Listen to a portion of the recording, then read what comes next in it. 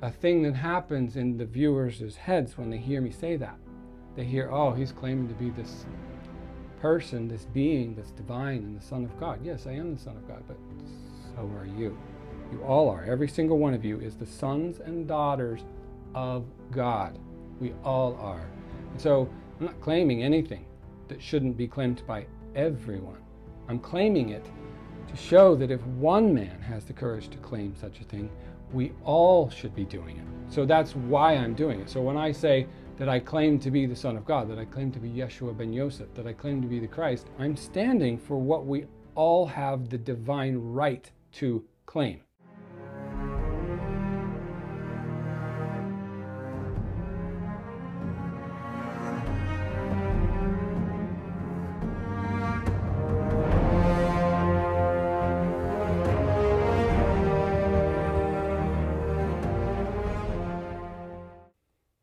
I am Jason Abraham, the Shadow Teacher 33, professional wellness and sovereignty coach, practical mystic, and warrior of truth in the Grand Illusion. I'm here with writer, researcher, master of the ancient sciences and lost wisdom, keeper of the Great Arcanum, founder of ArcSource One, Jonathan Johnson.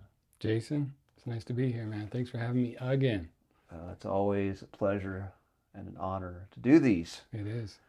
So, both of us have some lofty titles in this intro that we always do every week. So, tell me about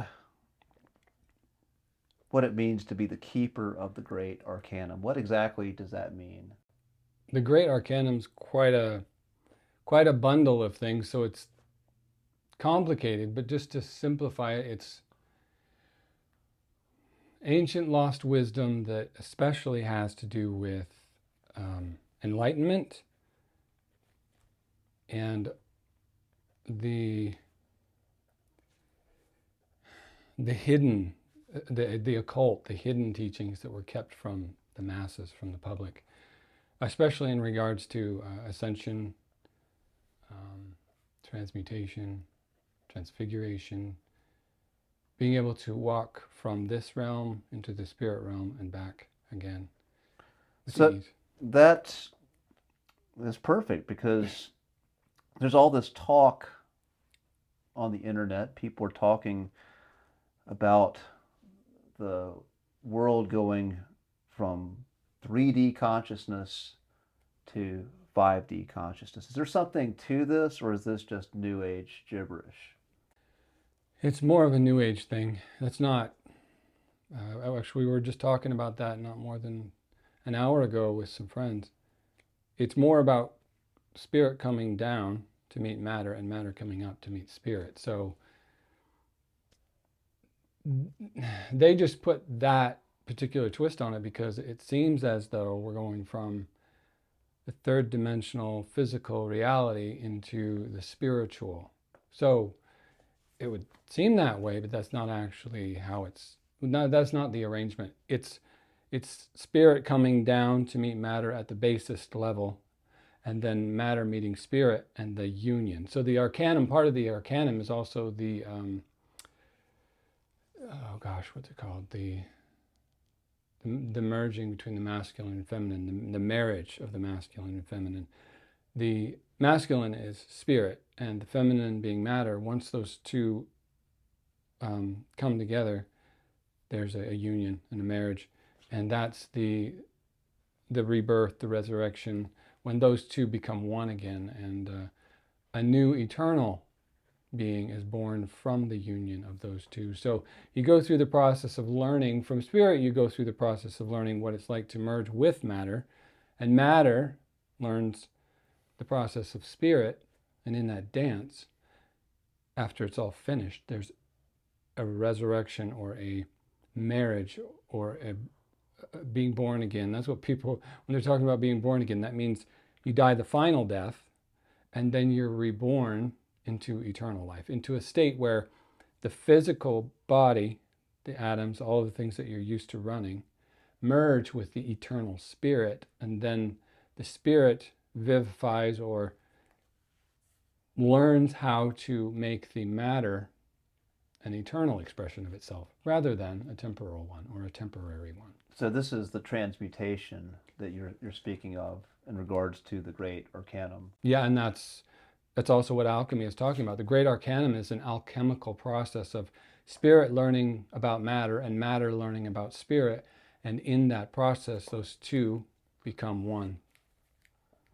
So would you say that we're coming out of this very dense material age, that would define sort of this age that we are in? And again, there is this consciousness shift. There is, in a sense, there is what the 3D, the material consciousness shift is the spirit merging, as opposed to, again, where you would say the New Agers, they look at, or the rapture, these other types of narratives, people believing that, okay, we just leave our physical bodies and drift off. But there is a consciousness shift, but it's the merging into this new consciousness. And again, with an age, would you say this is happening kind of on a collective level right now? You think this is what's going on? There's a lot of people will be going to the fifth dimensional reality or the fifth dimensional universe. So to them, it actually is what's happening. So you have a world full of different beings that are all, when the close of the age comes, will all be reshuffled into different dimensions, back to wherever it is that they want to either pick up at or where they've diverged to.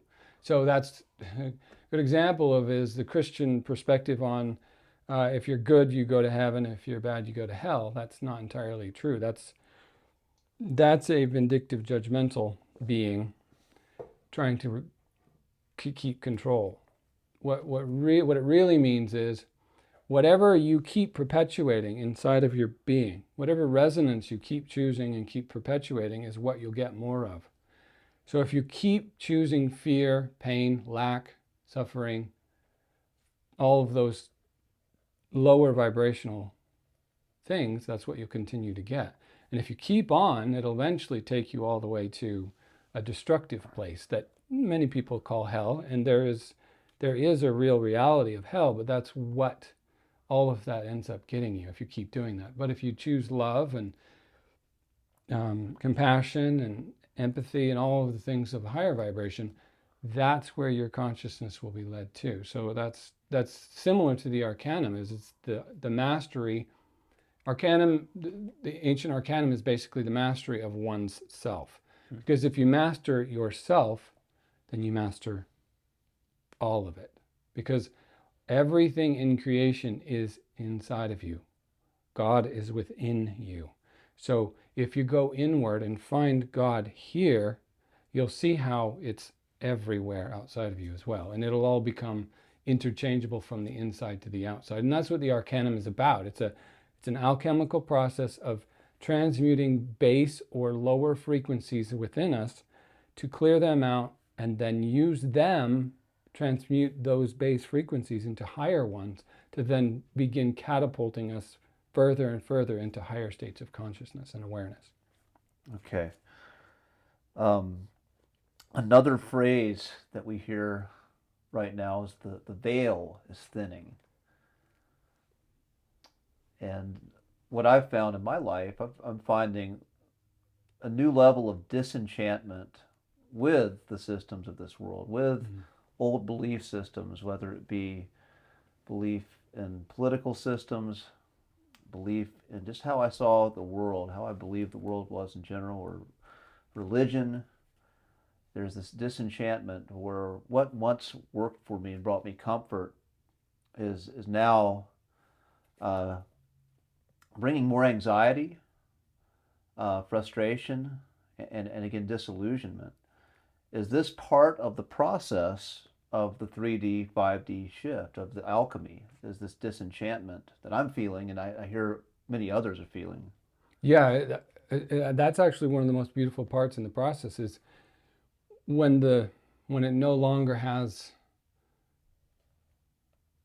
when it no longer casts its spell on you, you no longer, the veil is when you start realizing there's several different ways I could actually apply the thinning of the veil phrase. That could be applied to thinning the veil between the lies and the truth, which is what's happening out in the world with people disclosing all this stuff and showing the world what's really going on behind the curtain. That's one form. Another form is within you, which is thinning the veil between the right and the left hemispheres of your brain and being able to access the Holy of Holies, which is where God sits, the seat of God between the two cherubim. These are the two cherubim that cover the Ark of the Covenant, which is inside the center of your brain where the thalamus is. That's also another aspect of the thinning of the veil, learning to permeate or penetrate from one side of the brain to the other. There's a doorway that leads through from right brain to left brain through the thalamus. It has something to do in connection with the hippocampus and the other parts of the brain, but that's also a lot of the things that were spoken about in Scripture are actually referring to the Holy of Holies and the inner sanctum. So that's another. But the other one is the thinning of the veil, referring to your belief in all of this. So reality behaves in such a manner that it's quite believable because you can literally feel things so completely. The pain, the texture, it's all very real and tangible and visceral. And so starting to see through that heavy and dense of an illusion is also mostly what's going on right now with people is, no, this isn't as real as I always thought it was. This isn't all there is. This isn't the end-all, be-all reality. This is just a very heavy, cumbersome facade, but I think there's more behind there. I think there's more behind all of this. And so I would say right now that's the more important translation of the phrase, meaning, no, I'm starting to feel that there's a lot more that I have access to, and I want to know how to access that. Now, I'm finding also many people are returning to these orthodox religious paths. Is that the way forward, or is that a step backwards, or is that an avoidance of this transmutation process? Or is it a little of everything? A little of that, yeah. It depends on how you look at it. Every soul here is going to be taken where they need to go. So if they go back to old techniques and old methods, they'll be going that way. If they go towards the right or towards the left, it all depends on the soul's divine calling, their divine destiny. What the soul was created for will dictate whether it goes all the way through, whether it takes a door to the right, a door to the left. But that's also what it's referring to, that many will be called, but few will be chosen. Or when you say, when they speak about the 144,000 or the elect, what that's actually referring to is there's only a certain group of people that are from the original group that will just naturally through their heart remember and know to go back through that certain doorway that leads to eternal life. Other people are going to completely reject it and deny it, but that's where they need to go. Nothing here is going to be a mistake or out of place. Each person's going to be choosing the very path that their soul needs them to choose. Now, from an ego perspective, yeah, there's going to be a lot of struggle and a lot of hardship because they don't see the way. Like I've been getting a lot of people in the comments, not believing who I am and doubting all that.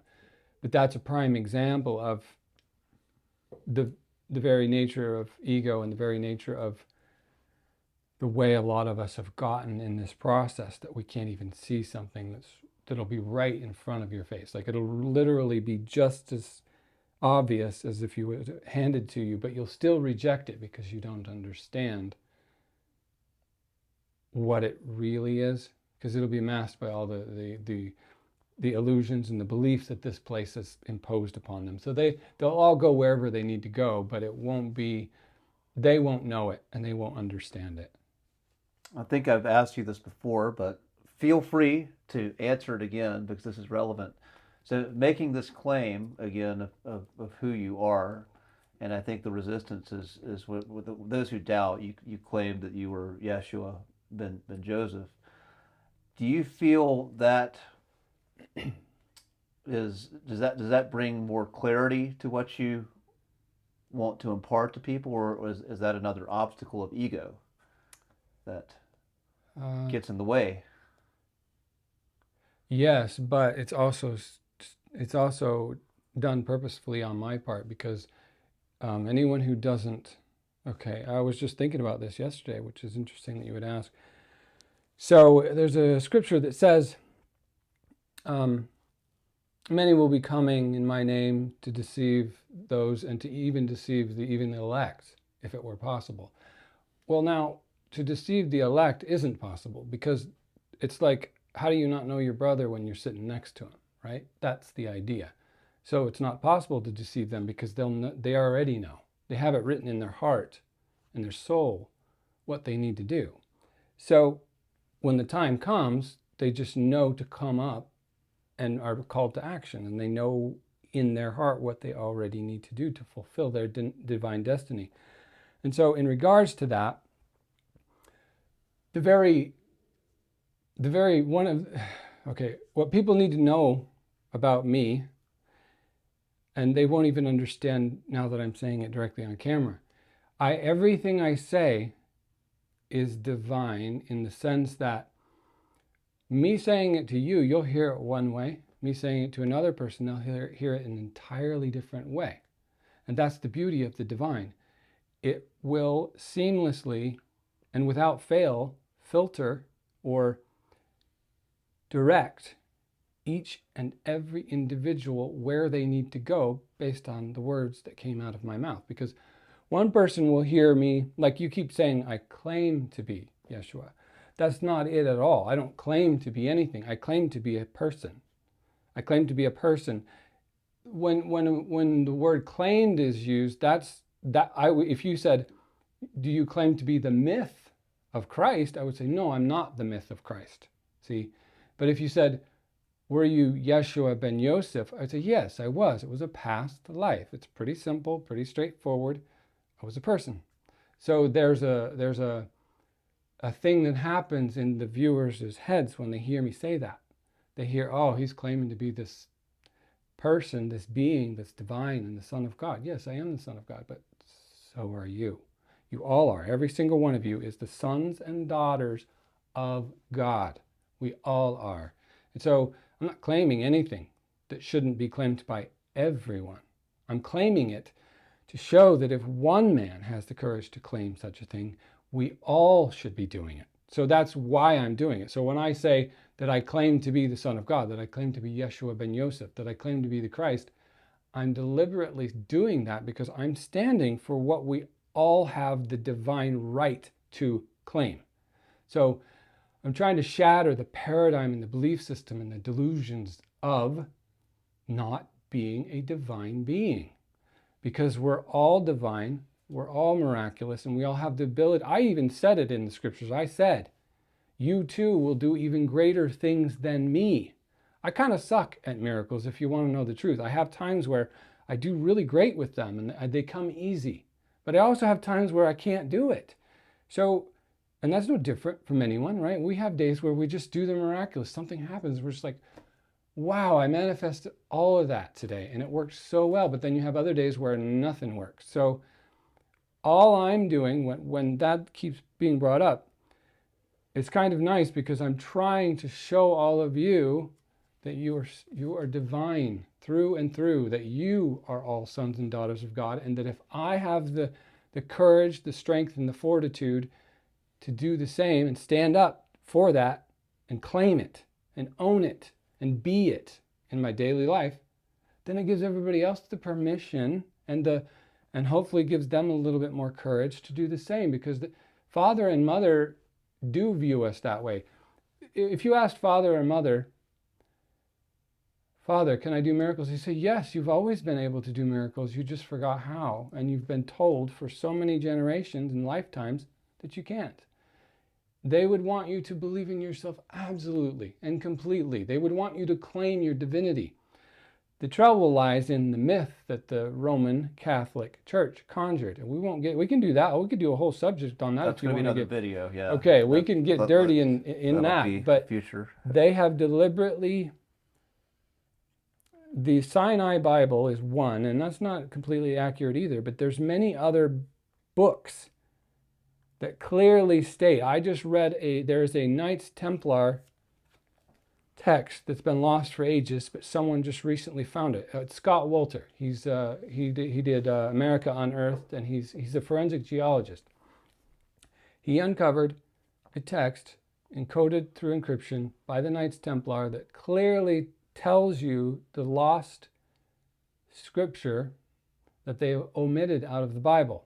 And it's going to destroy everybody's idea about me and about Christianity. And that is, the resurrection never happened in the flesh. That's silly. It doesn't work that way.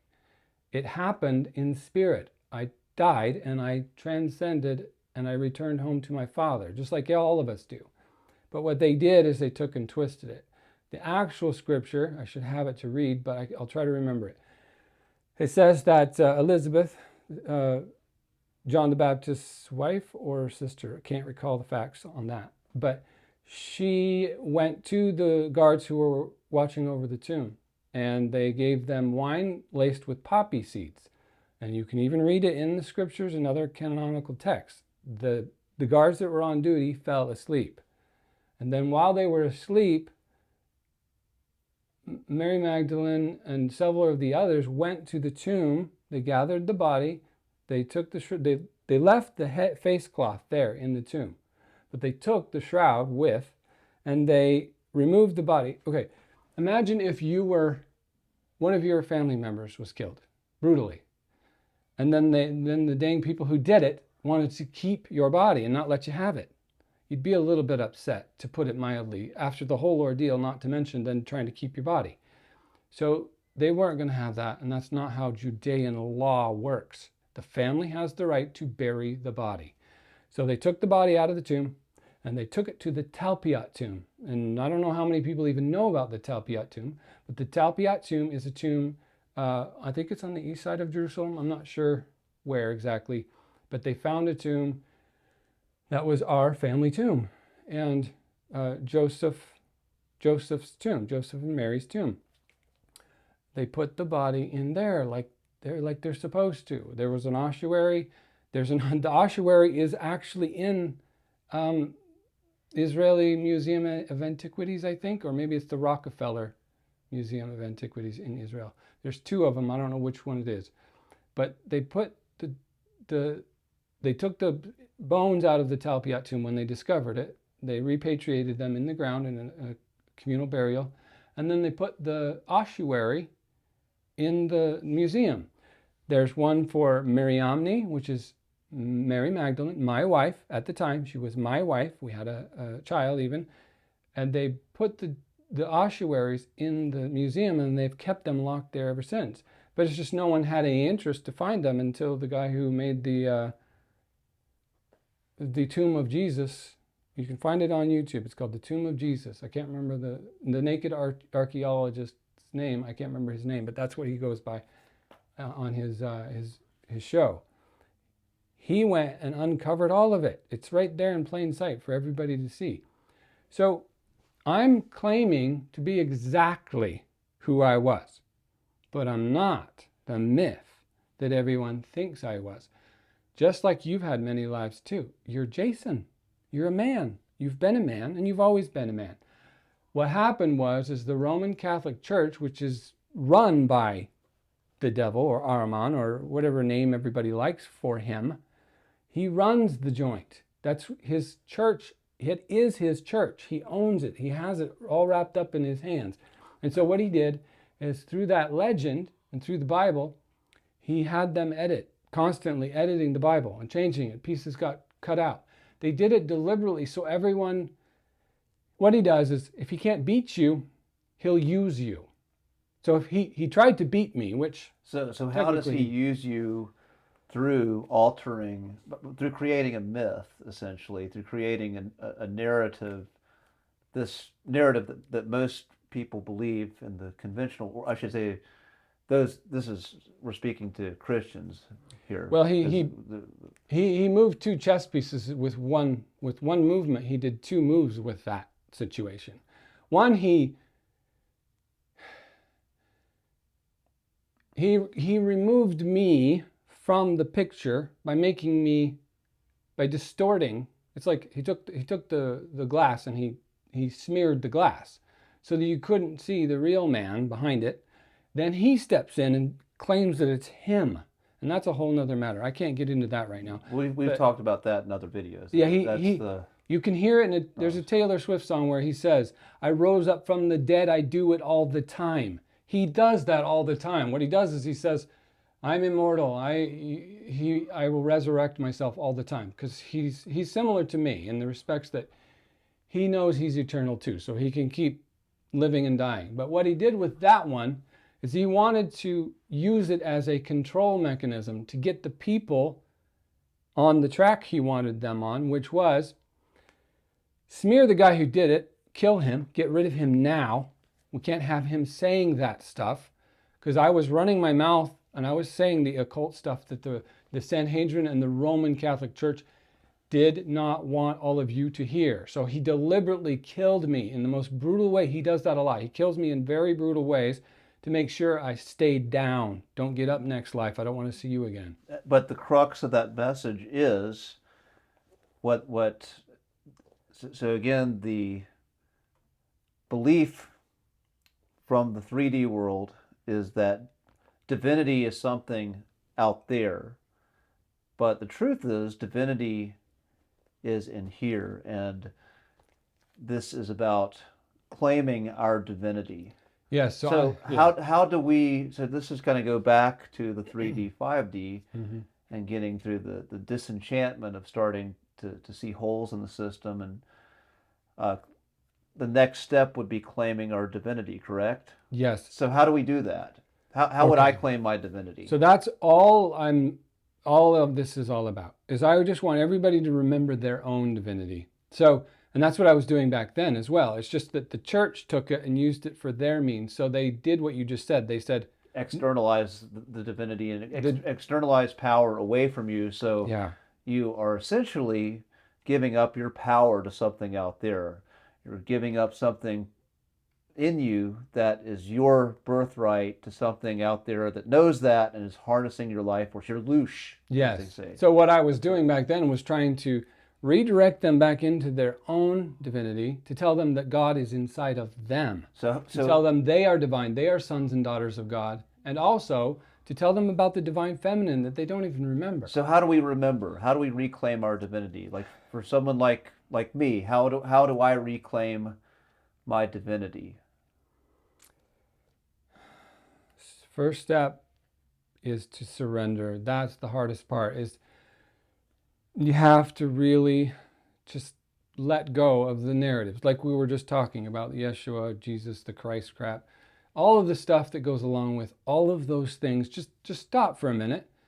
Disconnect yourself from the things they told you, from all the things they've taught, and go inside and ask the questions inwardly. There are many techniques, there are many practices, from meditation to yoga to exercise to breath work. But inevitably, what I notice the most though is that most people are afraid to go in there. And because it's almost like you've been taught that it's backwards to think that God could be in there. It's out there somewhere. It's in the divine realm. There's programs of guilt and shame for doing that, and fear. Yeah, to even claim that you're God or punishment. Yeah, to say you're divine is almost it's blasphemy. It's as you've gotten in the comments. Yes, it's treason. One person said blasphemous, and I said yes, I know. That's exactly what the Sanhedrin said to me just before they crucified me. I get it. I know. I understand what you're all getting at. But the point is, you have to decide if you've had enough yet. If you've had enough of the lies. If you still haven't had enough of the lies, well, there's plenty more out there flying around. But what we're here on this channel to do is to help you remember your divinity. That's what I was trying to teach back then. I was trying to teach you, don't fear death. You're divine. You're eternal. So again, going back, you were starting on that process. You're saying surrender. Surrender, yes. Go inside. You have to be fearless to go inside, unravel, and get all of the stuff out of the way of God, because God is inside of you. Go in, unravel, however it has to be done, whether it's through breath work or meditation, but you have to find tools or people to support you on that path. That's actually what initiation, you've mentioned initiation a lot. That's what initiation actually is just having someone support you on a journey to conclusions, to wisdoms, to learning, to revelations, like we're doing here. You're right. You were right that one day when you said we're initiating people. So if you need our help, we are here to help. But there are many people that can help you go in there, clear out the clutter, clean out your temple, and then you really have to start learning to sit and listen. I heard Steve Harvey. I watched a little short clip of his yesterday. He said, then I do meditation. He said, what meditation is to me is I pray first and then I meditate. So what he said is the prayer is the speaking to God and the meditation is listening to God. And so that's what all of this stuff is for. People get all bent out of shape about whether it's Hindu or whether it's, Native American or... So go back to the Steve. So speaking, putting an intention out there, and again, having a conversation with God, and then being still, and listening, being still, then going within. Try to find what makes you still. So whatever can quiet your mind enough to where you can be still to listen to God is the first step. And that's what prayer is actually. And I think that's one of the great challenges of the world right now is there's so many people who struggle with anxiety or depression just by the nature of their lifestyles. They have a hard time being still. So they're not getting that communication. They're kind of spinning in their heads and are having a hard time. But again, you mentioned that there's pathways, like breath work, exercise. There are ways that people can engage. I've found to get still in the mind, you have to get into your body first. You have to go to the more dense states and get that moving and flowing and get to a certain place to where that you can have a little bit more stillness, for lack of a better word right now, in the mind, when you can get the body moving. Even with yoga, the asana practice, the purpose of that is to be still for meditation. Yeah, that's the most crucial aspect, and I think we touched on it last video, was going inside to really listen, find that quiet time, find some space, make time for the divine, make time to speak with God, to connect with God, to hear God. So surrendering, going within, making time, being intentional about setting space, having space in your day where that is your intention to allow that communication. And usually it's first thing in the morning is the best, if you can, because whatever you do first off in the morning is what sets the tone for the rest of the day. So waking up, going somewhere in a quiet room, sit down, close your eyes, and begin breathing. And the reason why I use breath work is because breath work puts you in a meditative state if you're with the breath. Just listen to it going in, listen to it coming out. And as you listen to the rhythm, it's kind of like when you're at the beach and you keep hearing the surf come in and out.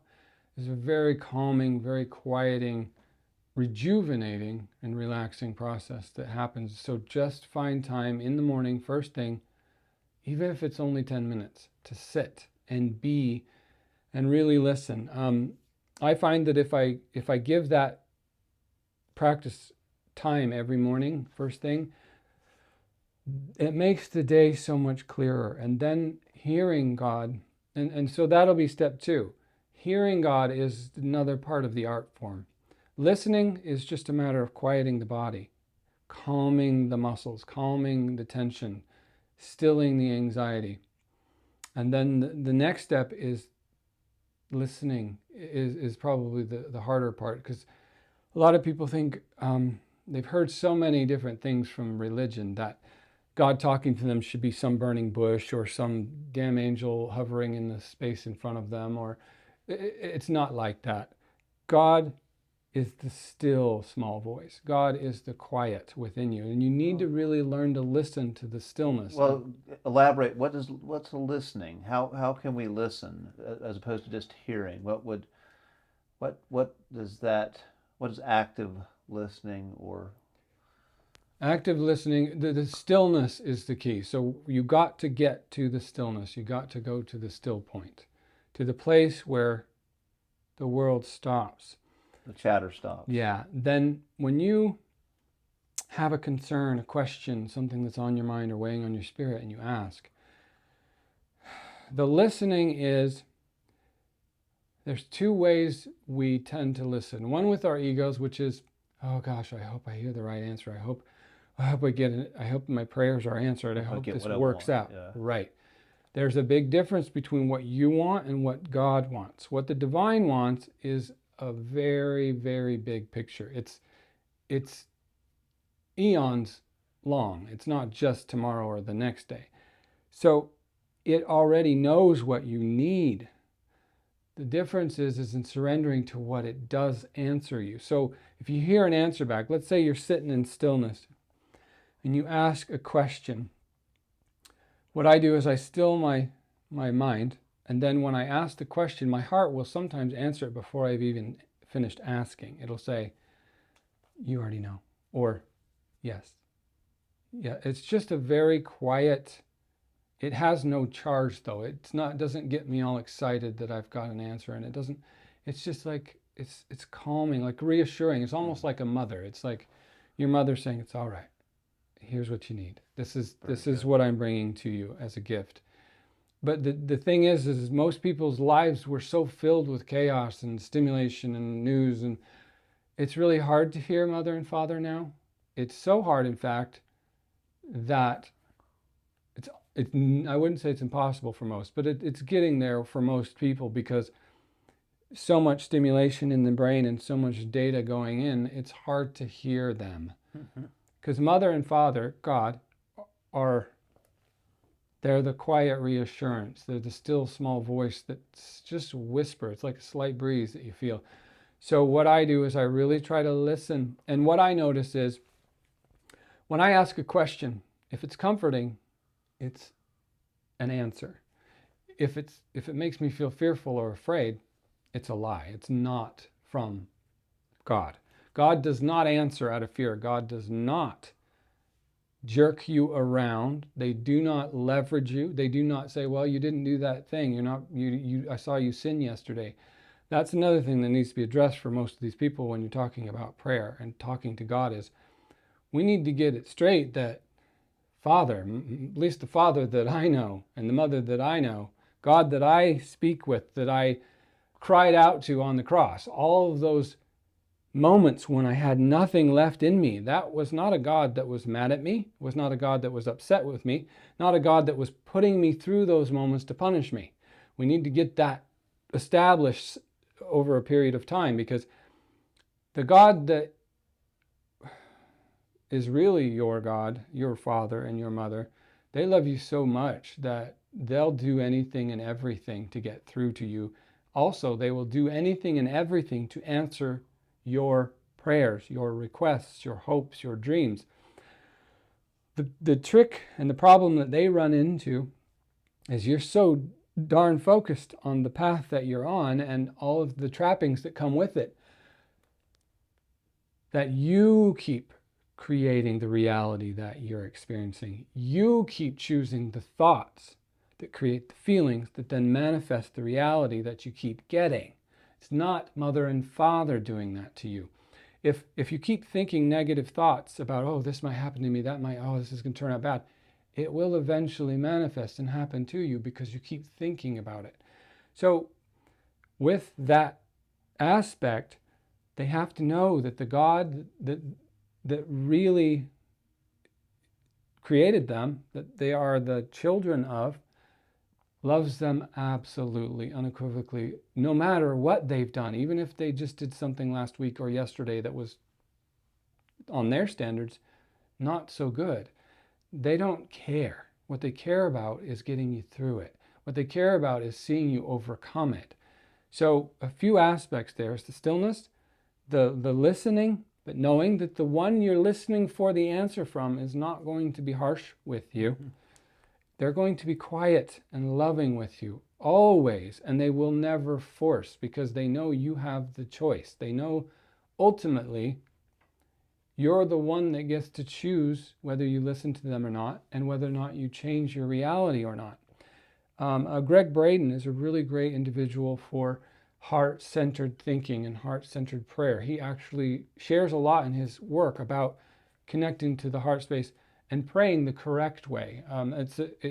It's a technique derived from the Gospel of Thomas, actually, where I'm talking with him, teaching him how to actually pray correctly. There's a way of doing it. It's not like most people think. It's a frequency and a manifesting thing, an alignment. Once you focus on something and hold the emotional space for it, it will happen. So rather than going through your day thinking about all the negative things that could go wrong, or God's not going to answer my prayers, do something different. When you have a choice and you need something to happen, focus on what you would like to have the outcome be, and think wonderful, positive, uplifting feelings and thoughts about it, and that will manifest it into your reality. It's not easy, but that's the actual process of manifesting and praying. But the beauty of it is Mother and Father can also do it with you and for you as well. It's just you have to find a way to cut through all of the loosh, all of the static, to really hear them, because they really just love you, and that's really all there is to it. They'll do anything, moving heaven and earth, to get you your request. You have to do your end, though, which is to center yourself, get yourself squared away on what the outcome you want. Because I did a miracle one time. I was working on this person, and I felt it move. There was a pop inside the body. It was all just right. Then they turned around the very next day or the day after and started doing the same things that they were doing before, and they fell right back into the same thing, and they uncreated the very thing they had allowed to happen. So you are powerful enough to answer your own prayers and to cause your own miracles. You just have to believe, put it out there, and let it go, and trust that God or yourself will allow it to happen. Okay, so I think we're getting on the next piece of reclaiming our divinity. So stillness, being still, being in a quiet state, listening, hearing the true voice of God. Now, once we hear the voice of God, what next? Follow it without exception. So that's why the hearing of it is so important, because you really need to discern the difference between the ego voice and the many different types it can throw at you. There's so many from the ego that it can give you. Spirit, though, God, will be very quiet and it'll be very centered. It'll feel almost like, well, of course, that's the answer. It'll feel almost, I already knew that, or I knew that in my heart, I just wasn't listening. Then it goes into the aspect that you just asked, which is you have to follow through with what you receive.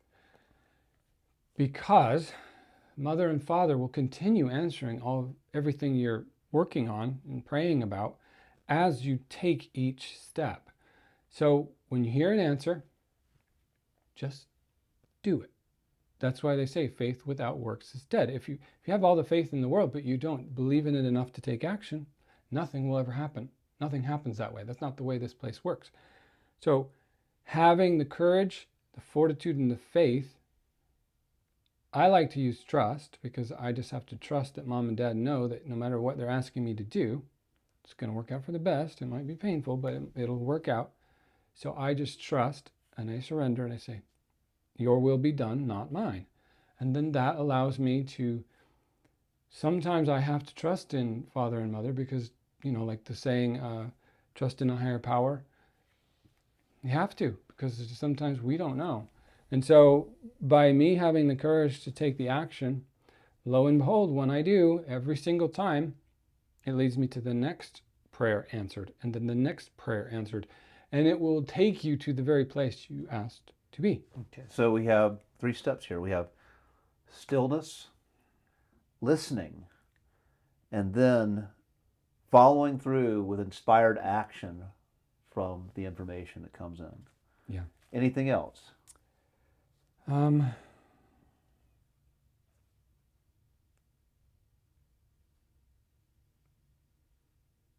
that, well, then the next one is gratitude. So each time you pray and you ask for an answer, be grateful. You can, many people are grateful before they even ask, which is even better.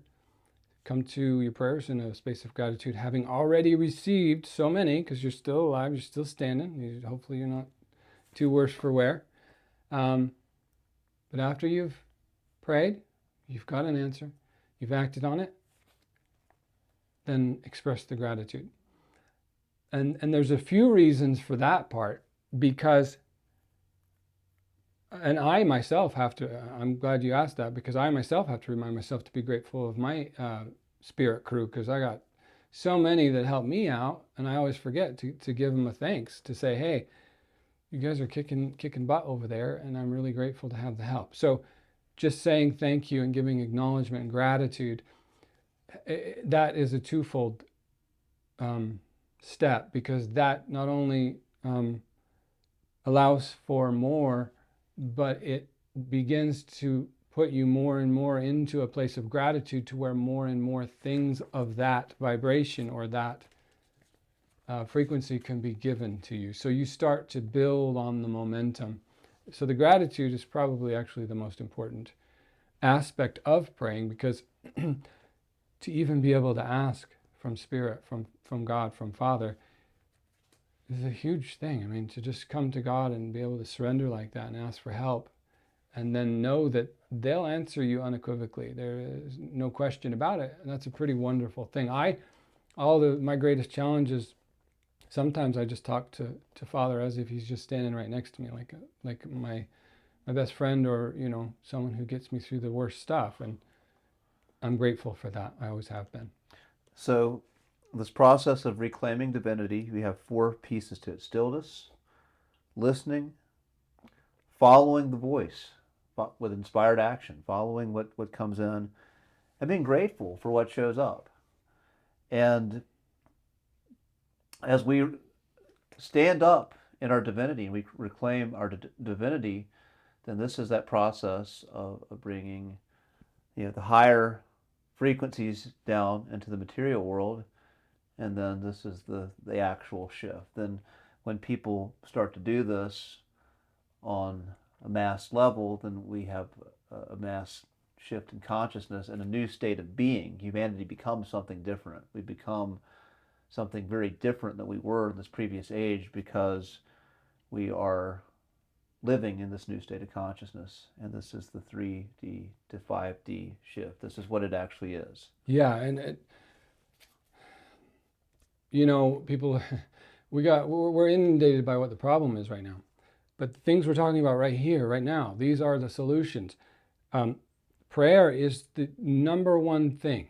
If you can connect through prayer, through these steps that we're articulating, that should be the bedrock.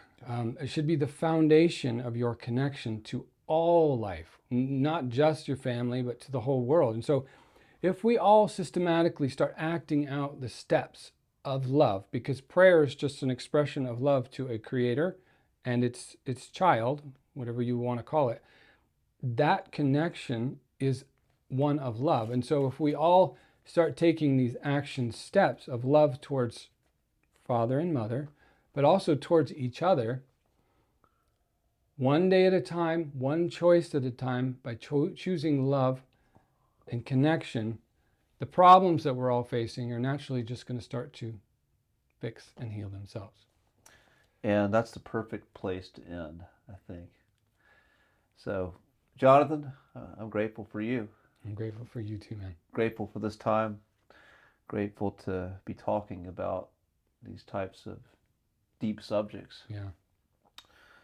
And with that being said, we're signing off. I'm Jason Abraham, the Shadow Teacher 33, with Jonathan Johnson of Arc Source One.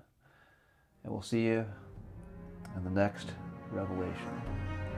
Nice.